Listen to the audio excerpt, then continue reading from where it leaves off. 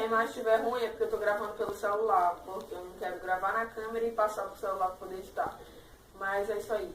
Galera, já tem acho que umas 3 semanas que eu não posto vídeo, porque tá difícil para gravar, eu tenho que estudar e tava em semana de prova.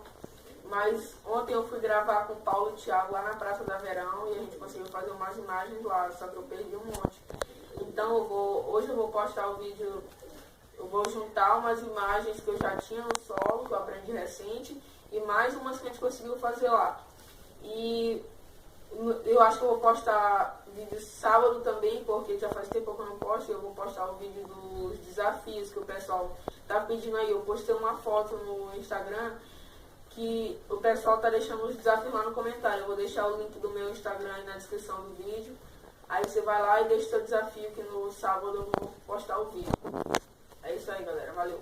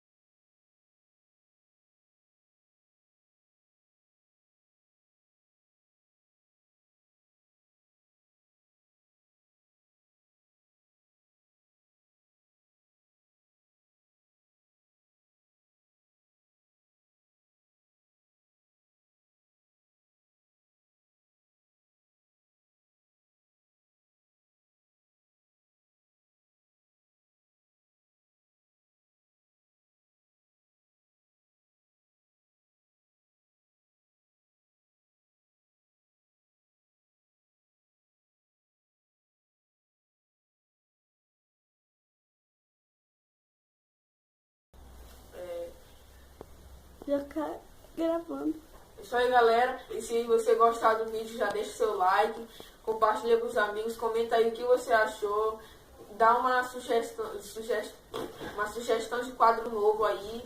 E é isso aí, galera. Valeu!